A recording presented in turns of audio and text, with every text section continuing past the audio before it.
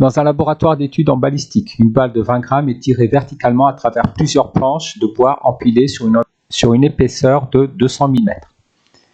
La vitesse de la balle a pour valeur 700 mètres par seconde, juste avant d'entrer dans le bois, et 350 mètres par seconde à sa sortie. Modéliser la situation en représentant sans souci d'échelle mais de façon cohérente les forces qui s'exercent sur la balle, modélisées par un point matériel lorsqu'elle traverse les planches. Petit 2. Exprimer puis calculer la norme FR de la force de résistance à la pénétration exercée par les planches sur la balle, supposée constante pendant le trajet de la balle. Dans le référentiel terrestre, la balle est soumise à son poids P ainsi qu'à une force de frottement appelée force de résistance à la pénétration.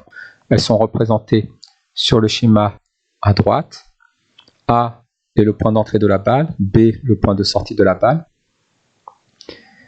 On peut noter ZA moins ZB, la différence d'altitude entre le point d'entrée et de sortie, égale à AB, et cela équivaut à 200 mm.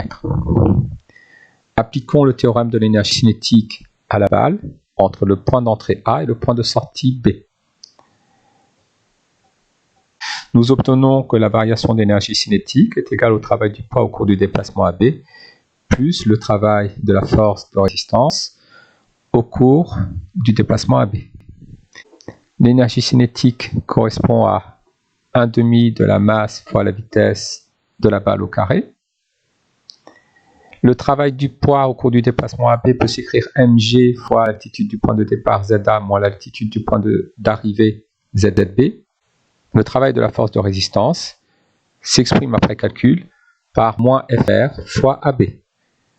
Le signe moins vient du fait que l'angle entre la force de résistance et le déplacement AB vaut 180 degrés. Cosinus de 180 degrés vaut moins 1. Donc si vous appliquez le produit scalaire FR scalaire vecteur AB, on obtient norme de FR fois norme de AB fois cosinus de 180 qui vaut moins 1. AB peut s'exprimer par ZA moins ZB. On exprime la force de résistance en changeant de membre, en manipulant l'expression. Passons au calcul, on va factoriser, nous allons factoriser par la masse. Nous obtenons l'expression de la force de résistance suivante. FR égale à la masse multipliée par, entre parenthèses, G moins 1/2 fois le rapport de la différence des vitesses au carré sur la différence des altitudes ZA moins ZB. Passons au calcul. La masse de la balle étant de 20 grammes, on l'exprime en kilogrammes, 0,020 kg. G vaut 9,81.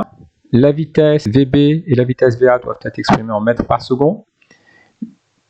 La différence d'altitude ou le déplacement AB doit être exprimé en mètres. Donc 200 mm correspond à 0,200 mètres ou 200 fois 10 puissance moins 3. Le calcul étant fait, nous trouvons une force de résistance égale à 1,8 fois 10 puissance 4 Newton.